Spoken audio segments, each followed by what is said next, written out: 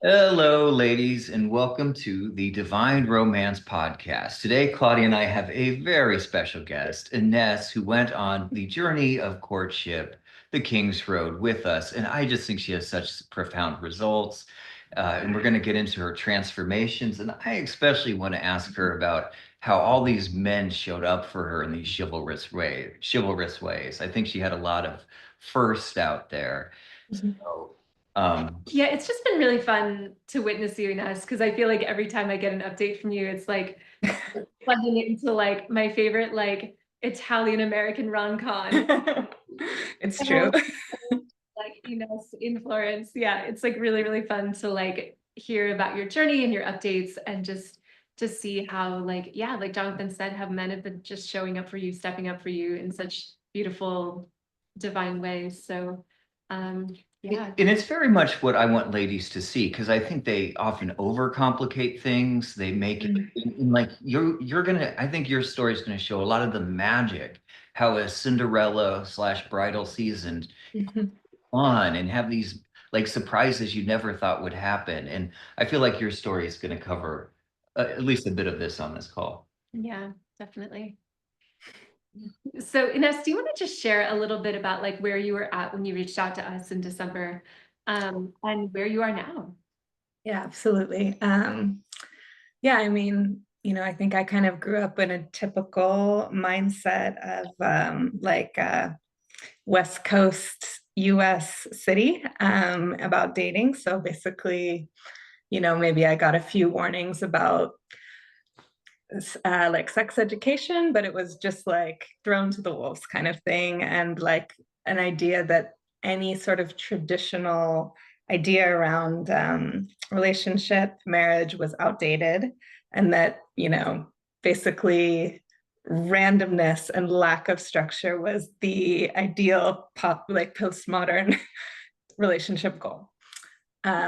So and I was in a relationship from my early teen years, so I really didn't like do the dating thing, but I observed friends doing all kinds of things, going onto apps, definitely some meeting partners, but I just didn't really know anything. And so when I ended up single in my early 30s, I just kind of like I went through a very long process of first kind of having a very anti-men sentiment, like a lot of fear. Um, Definitely had, and then I kind of had a very strong spiritual awakening, and I swung a little bit more towards like, well, if it feels intuitively right, then it's like fate kind of thing. Like, even if the situation is clearly not promising in any way. Like if I feel a feeling in my body I haven't felt before, then like one day it will work out. And in the meantime, I can just wait in my tower and not talk to any real men who might be available and process my feelings forever. So Drive like 90% of that we've encountered in this work. Yeah, yeah, I totally feel you. And myself as well. I resonate with a lot of what you shared around just like kind of the randomness and just sort of, throwing a bunch of spaghetti on the wall and just yeah. like sticks. And like the, oh yeah, if I just have this intuitive feeling in my body, like it's gonna work. Um, so resonate with everything you're saying.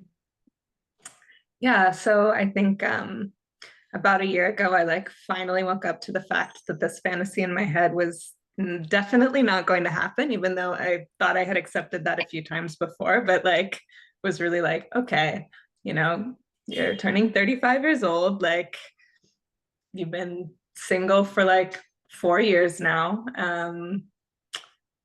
Maybe try something different.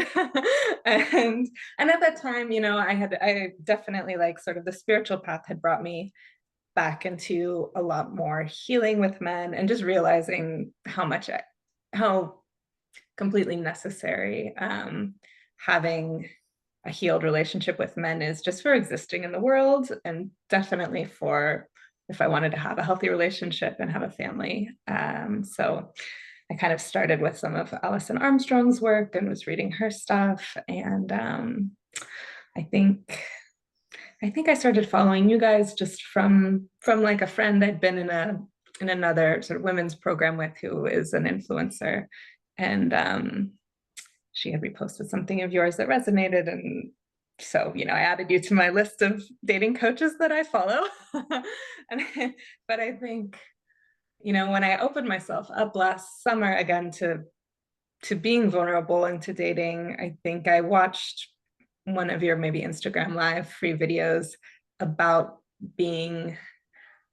like how to walk through the world in a way that attracts dates, that attracts kind of masculine positive attention, and wanting to give to you, wanting to connect with you in a very kind of like safe and innocent way. Because I think I was always someone who really felt like if you smile at a man, like things could go very badly. Like if you make eye contact with a man, things could go very badly. So I had a lot of nervous system walls built up around that. And I live in Florence, and I was here last summer, and I just started trying some of the things that you said about like kind of embodying this warm energy and smiling and holding eye contact. And like I got asked out on the street. I like just got free stuff all the time, like and I just found that like these men just wanted to be thanked. They wanted to be like smiled at, acknowledged, and thanked, and that's it. Like they weren't asking for my number. I mean, the ones who were asking me out were, but the guys giving me free stuff, like no, they were just happy to share a moment with like someone who appreciated them, and it was delightful for them and delightful for me. So that was kind of the first encounter I had with your work and how it worked for me. And then I did find that when I was dating, I started having a habit of just like, I really tried to kind of multi-date at the beginning because I had read in a dating advice book about that. But I would really want to just date one person. And so I would kind of like choose either like the person I was most attracted to or someone I'd stuff in contact with, but my life wasn't really fully settled at that point. So for a couple times, like I chose someone where really the long term, there wasn't really more than like 2 months of road on it. So that's kind of when I tried the love connection call, because I just didn't want to keep spending my time doing that. And luckily I wasn't badly hurt by any of those situations, but I could see how if I kept doing that, I could become a more jaded and just more like have less faith. And so I didn't want that to happen. Could I get a little more into that? Because to me, as doing these love connection or love diagnostic calls with the lady, it's literally a chance I feel to save their love lives or not. Like to me, I feel like I'm the surgeon saying, do you actually want this? Because there's a way. And you wanted marriage, which is what we do. You don't always invite people in because you need to want to be getting married. But you had those components aligned to goals and desires of what we actually offered, marriage. So it meant wanted to go on your bridal journey. Two, you're humble, so I know we can help you. But there's this other component which is always amazing to me, and it's to make the decision. You somehow you're very sweet, you're very kind, appreciative, but somehow you made that firm decision. I'm going to sign up for this life-changing work. What was that made you decide to do a program that's quite different than other dating? Because we do courtship here. We don't do like. Yeah, I mean, I think, I don't know. I I do still make decisions based on the intuition I feel inside, despite knowing that there's more nuance to who you should devote your life to as a man. I have had very good luck with making intuitive decisions about things like courses, and certainly like the fact that I have this wonderful life in Italy has to do with making some leaps on, in that case, a painting course. But I just have had a good track record of like, when you take a step towards what you want, like 8 steps that you couldn't have planned or like God taking 8 steps towards you kind of thing. I love that. I love that too. So you come into the work, we get you on the King's Road. Mhm. What's one of the first surprising things that you learned, or like, wow, this is different than what I've tried, or maybe it even challenged you? Mm. I think keeping the like having a lot of boundaries around the length of the first date. You know, you guys teach like hour and a half max, like 45 minutes is great.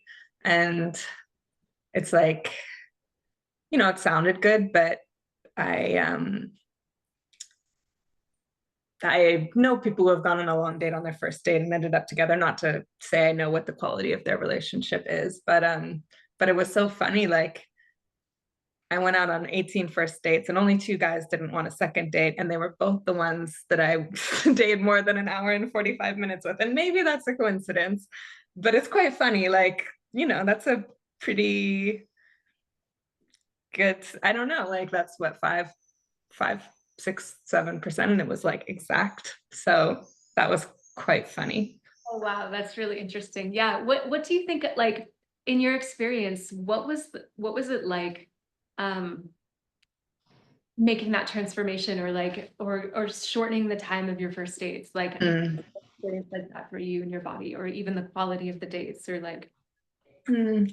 I mean, definitely I felt like a nervous system contraction at the, I mean, some men it was like it was very clear. We would make a plan and I had a plan after or something, and then it was not hard. But sometimes if I didn't have like a bookend set in or it was something a little more ambiguous, I would feel a bit nervous, like raising like, okay, I'm ready to go. Like a little bit of the people pleaser in me being like, oh, they're just gonna want to spend forever with me and they'll be so sad I took myself away. But like it was never, I mean, the only guy who was kind of like wanted me to stay longer, I already knew that I wasn't interested in. And so it just kind of like pushed me even further to like, this isn't the guy for me. But otherwise, they were happy to, you know, fulfill my needs. It wasn't a problem at all. Yeah. And it, you know, yeah, I think maybe I was worried it would feel like a rejection of them sometimes or something like, oh, I don't want to just keep talking into the late hours, but it never went that way pretty much. I remember, like, I feel like you had definitely talking about the people pleaser, and like that archetype, is so big within women because we don't want to hurt a man's feelings, or we don't want to upset him, or we don't want to, we may have like programming from the past or from our childhood, or like we don't want to upset daddy or whatever it is. And so I'm curious how that was for you, or like what transformation do you feel like you had by kind of healing some of the perhaps people pleasing tendencies, or just like, wanting to, not wanting to hurt men or not wanting to make them upset. And how did that like elevate your experience, or even just the quality of men perhaps that showed up in your life? Mm. Yeah, I mean, it's definitely something I was aware of and healing before, but I think I hadn't put it into practice with men in a romantic context specifically because I didn't have men in a romantic context. So um, that was kind of a new practice. And I think also like sort of unknown men, like it's maybe easier when you have a deeper relationship with someone to take off those masks. But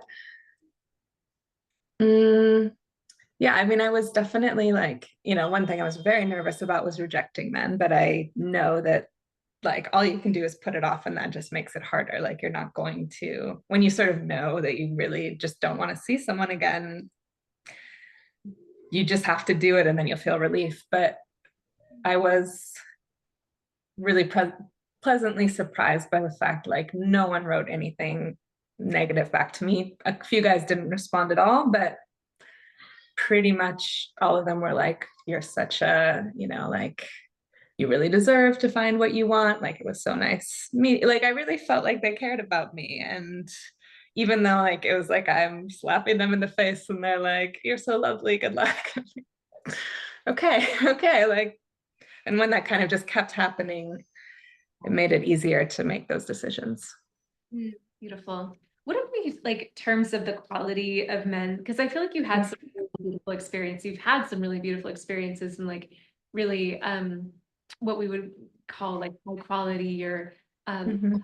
the term high value, but like men that you would actually want to get to know in the long term. Like, I'm curious, like what the transformation was in terms of like the quality of men that you were attracting. Yeah. Well, I had mentioned to the group that I was having a little bit of a frustrated, like not frustrating, but my experience last summer, I assume who you're running into is sort of a mirror. And I was running into people who are very lost, men who had sort of no career prospect at all, like maybe had been in a service job for a very long time and no intention to change it, entering 40 years old or something. And so I just had this bad feeling of like, okay, either I don't know, is it my age or is it like, so is there something about me like that's all I'm worth almost like, or am I just like so lost in my own life in a way and so unstable that that's the mirror that's coming back to me? Or maybe it's just Bumble, I don't know. But I think it's good that it like lay a ground where I really didn't feel entitled and like coming in and meeting men with both good jobs and like great interests, strong relationships who had, had proven records of some type of action or achievement in their lives. It became the norm, but I also like never took it for granted as something I deserved. Like I feel like it was really different to come to it from a place of like, wow, this person, both the way that what they've done in their own life and like sort of the evolutionary or like and the way they're approaching me, with so much care and intention and trying to prove themselves. Like I'm just so grateful that that's my experience now versus what it was. It's beautiful. And does it change your way to feel about dating and men and safety that you are actually going on nice dates with gainfully employed men? Yeah. Things.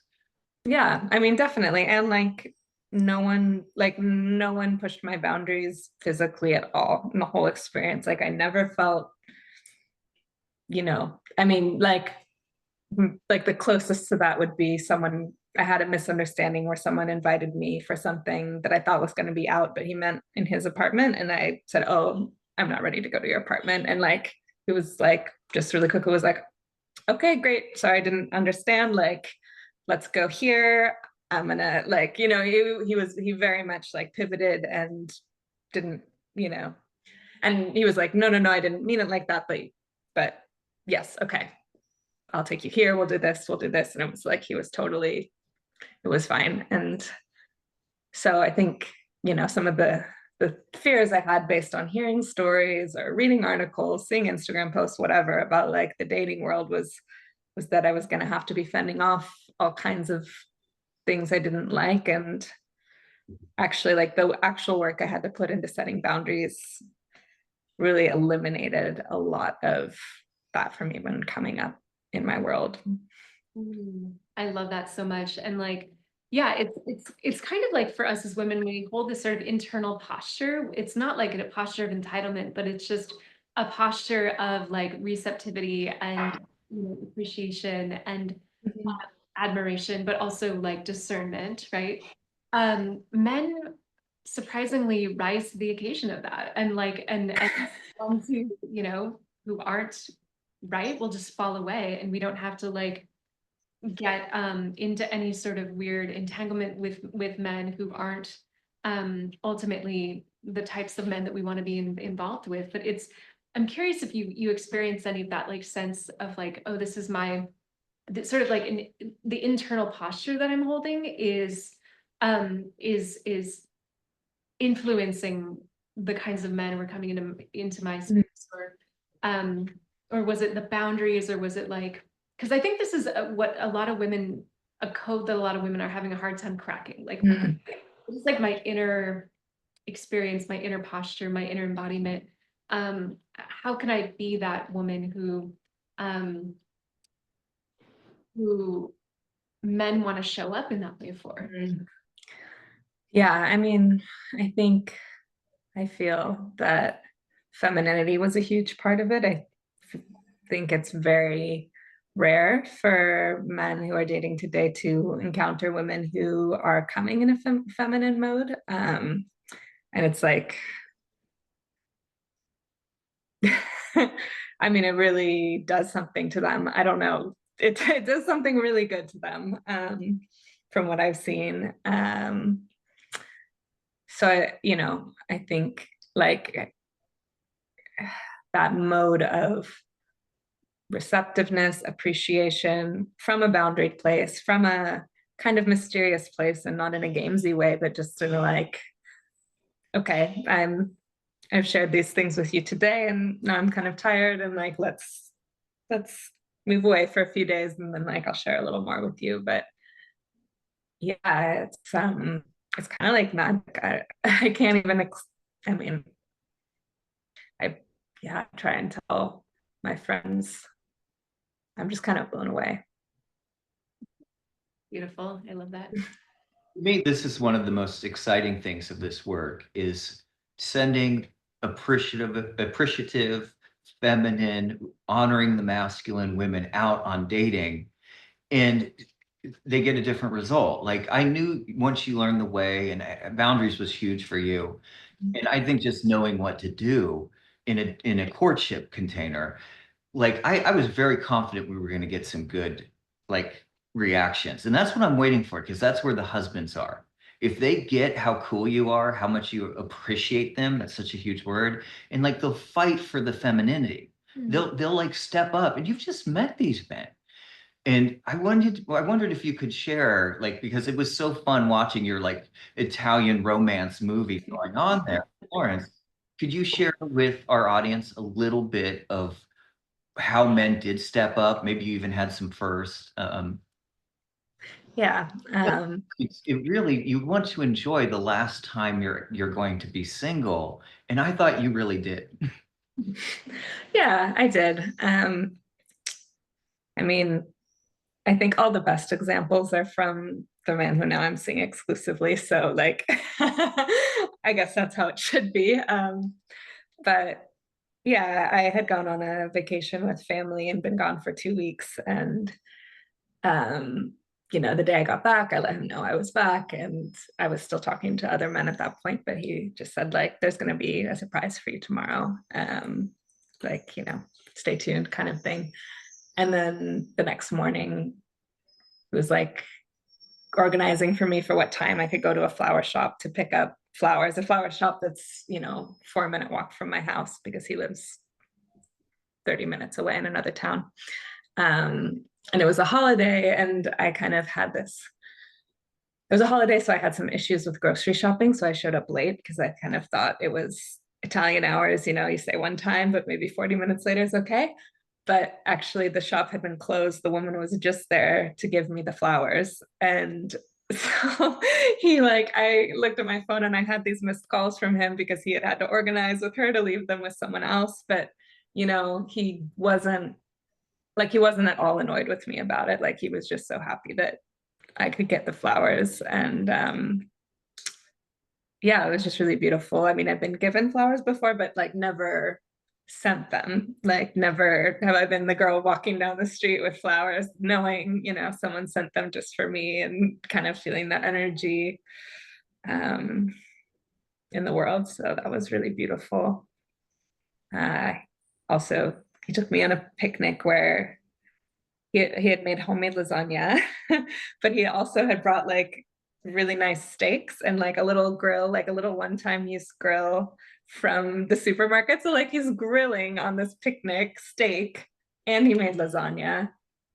I don't know. It was like just kind of unreal. Oh my gosh. And what I love is if you get it, often they get it. Like this would be things I would teach men to do, but he just it sounds like it's the deal. Like sounds like you guys have gone exclusive now, and you're happily exclusive.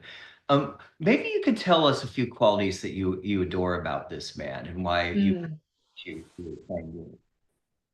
Yeah, I mean, I guess I adore, there's a sense I have that like we could just build something amazing. Like he could, like some men I liked, but I didn't have this expansive sense of like our lives will be a lot better. Like that reciprocally, our lives will just be better because we're both in each other's life.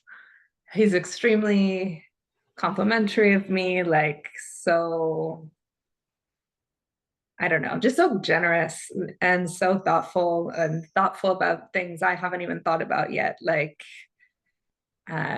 protective, kind,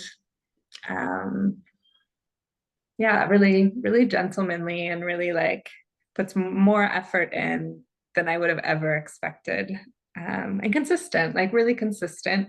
It's because he's really one of the first people I met. And it's funny, like I wasn't that into him at first. And he was telling me like, you know, how hard he worked on the code of like, you know, like I would like, he couldn't figure out exactly, you know, because I was so different maybe than the other women he'd gone out with here, like that he really had to figure out what to do to win me.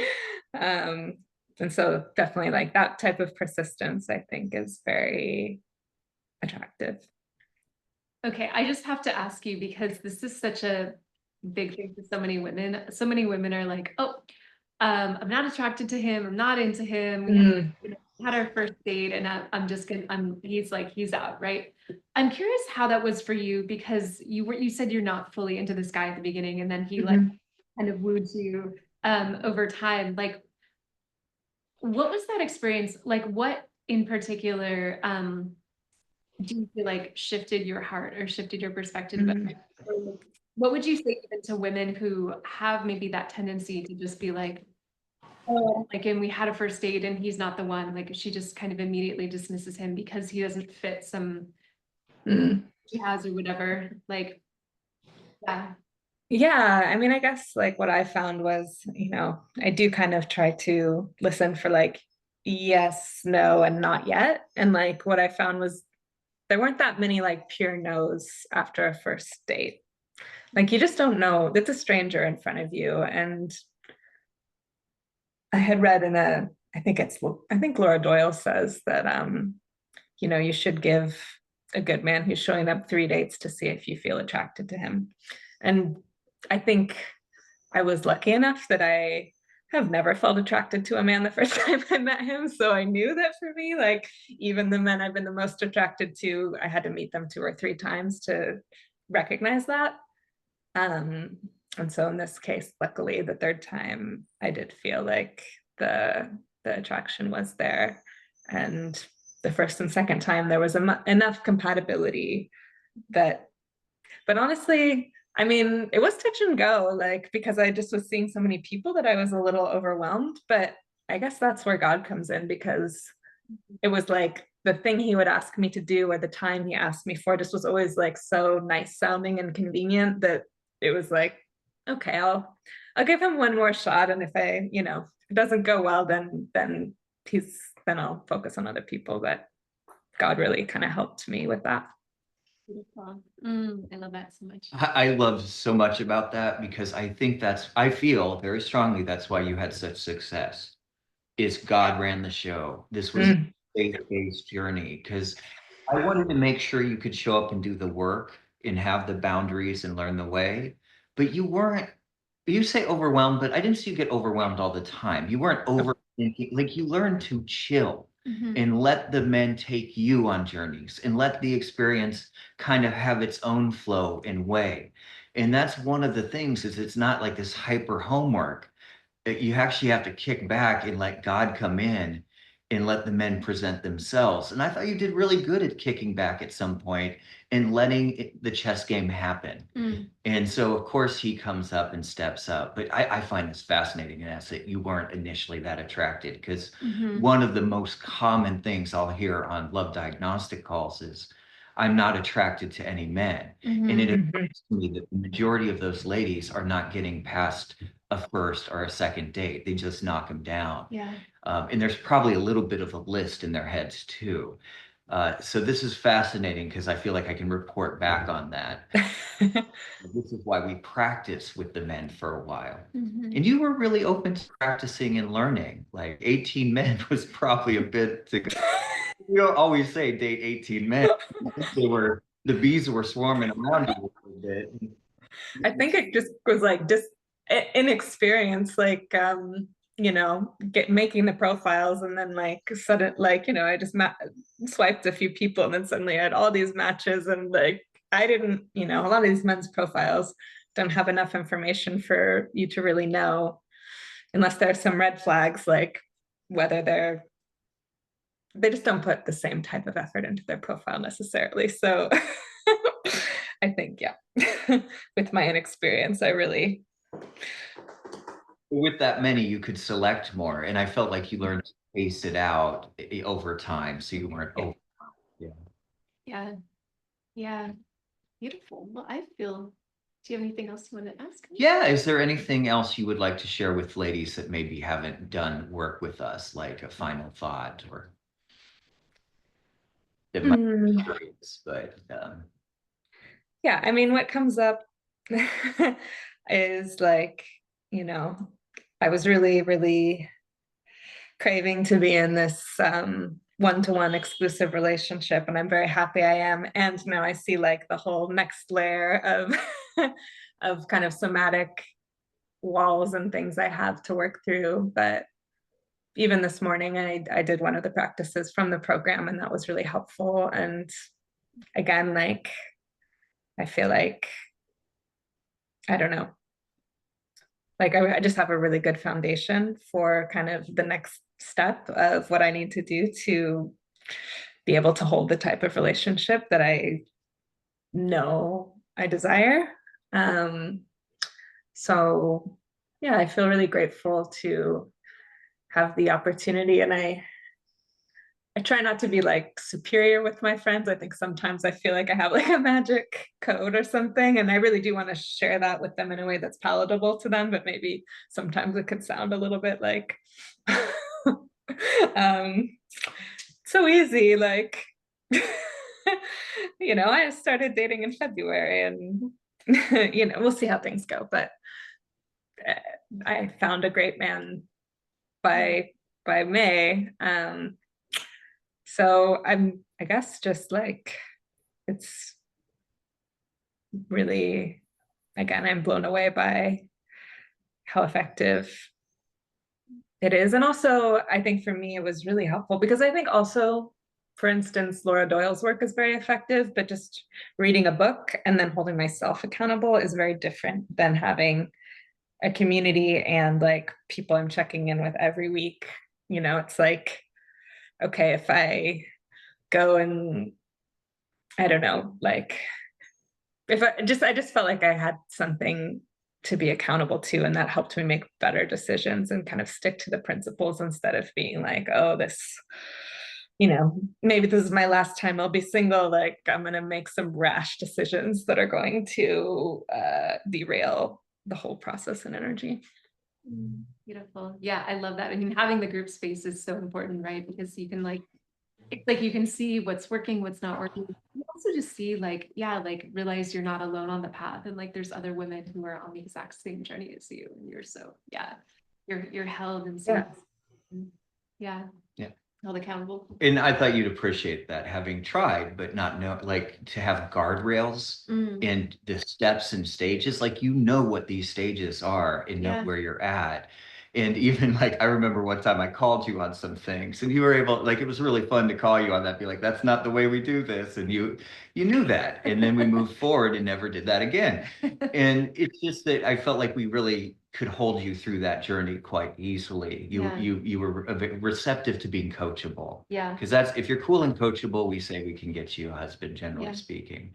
And the other thing I just love reflecting on what you said is that appreciation that you started with will continue in your relationship. Yeah. I think about 100% of our coachable clients, I think they're all still together with their partners. Yeah. So you're not going to have challenges. You will. It's a real live man there, but the honeymoon phase doesn't have to end. It can just get better and better and richer over time. So, Inness, thank you for sharing your stories and your time and experiences with us. Yeah, thank you so much, Inness. We're really, really grateful to know you and to have been able to witness your journey and just, yeah, be connected to you. And it's very inspiring to us. And it's, you know, why we do this is just to like see, you know, really, yeah, it's like we want to help as many people as we can get to this stage that you're at. So Thank you. I would love to share the last message that I received from my exclusive suitor. It's in Italian, but I'll share it in English. It was, "We will always have something to celebrate, I promise you." He's so good. He's so good. wow. Well, thank you so much. You know, hopefully we'll be looking forward to that wedding invitation or Hey, you know, could work out very well. on that road. It definitely feels that way. And ladies, if you want to go on this bridal journey, the courtship journey like Inness did, we are open for calls. They will be with me. I've set some time in my calendar. We'll put a link in there. And it's at the divineromance.com website. So if you're interested in going on a delicious journey like Inness to be claimed by your exclusive suitor, reach out to us and we'd love to talk to you. Just one note. Please be coachable to some degree, and you must be ready to go on the journey. So if you're ready for that now, we always say if you're looking to meet your partner, your husband within a year, probably time to reach out. So good time to start. Yeah. It's a good time to start. So thank you, Inness, and thank you everyone that's been listening to this. Thank you so much, Inness. My pleasure. Stop.